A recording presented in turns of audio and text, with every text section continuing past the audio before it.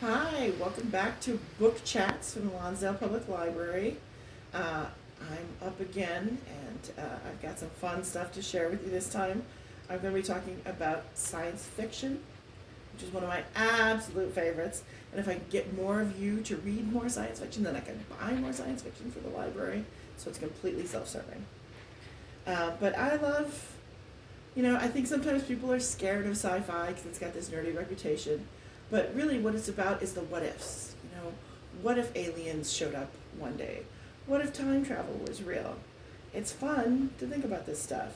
And certainly, sci fi movies are very popular, so read the books. Fun stuff.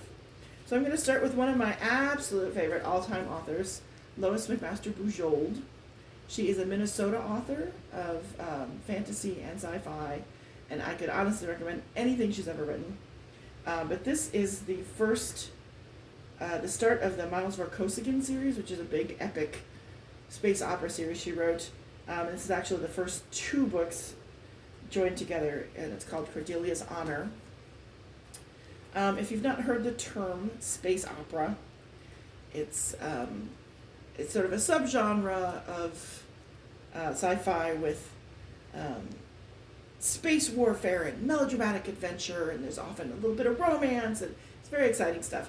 Think Star Wars. Star Wars, total space opera. So this particular book is actually about Miles's parents, who are from wildly different worlds, and when we say that in sci-fi, we mean it literally. Errol Vorkosigan is a tough military man from a feudal, male-dominated, militaristic planet with very complicated politics that kind of bite him in the you-know-what.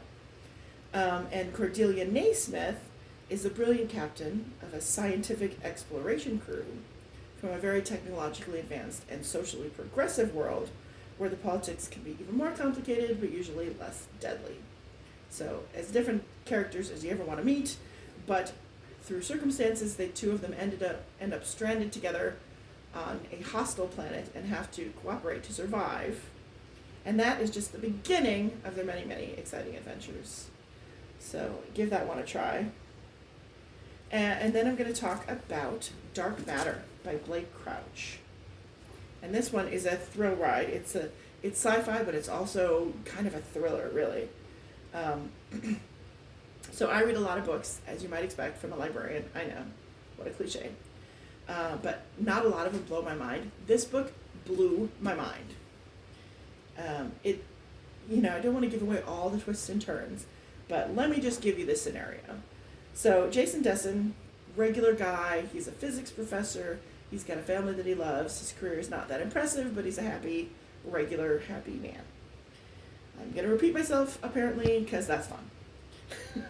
Until one night, he gets abducted by a masked man, drugged, and he wakes up in a world that is not his own. So he has to figure out how to get back. The questions and the thrills, the adventures just keep on coming. This is one of those books that may keep you up into the night. You might not want to look too closely at the science. It's a little wibbly wobbly, as the doctor would say.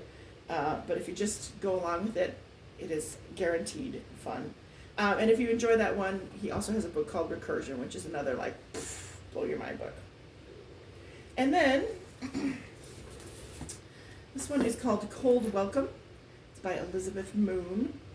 And she's another one of those authors who writes all kinds of stuff. She writes sci-fi, she writes fantasy. But she's most well known for her military sci-fi. And she wrote a very well-known series called Vada's War, which follows Kai Vada, who starts out as a young woman. She's from a trading family, very successful, but she wants to have a military career, but she gets kicked out of the academy and has to figure out what to do with herself, and it turns out what she's going to do is create an entire fleet and basically save the civilized world. Very exciting. And then more recently she came up with the Vada's Peace series, which follows up. Kai's a little older, a little wiser, and she's coming home for the first time in many years in this book, in Cold Welcome. Unfortunately, her shuttle taking her to the planet gets shot down, and she has to lead a group of survivors in very hostile environment and try to figure out who's trying to kill them before they survive, before they succeed. So that's another exciting adventure in a sci-fi setting. It's the first of a series. There's the follow-up, Into the Fire, is more like the political side, also an exciting read. Another, just a few titles to throw out there of other great choices. The Martian by Andy Weir. If you've seen the movie is great. The book is better, especially if you like science, because some of this science is a little out there, but The Martian is really plausible. I mean, it could happen in 50 years or 75 years. So, especially if you're a science nerd, that's a great one. Can't talk about sci-fi without mentioning the great Douglas Adams Hitchhiker's Guide to the Galaxy series, which is humorous sci-fi. It's a hoot. And for the true lover of geek culture, and especially if you happen to have, if you happen to be Gen X, so you catch all the funny references, try Ready Player One. That's a real fun book. Not the movie, the book. All right, that's all for me this week. Next time, you'll see Penny.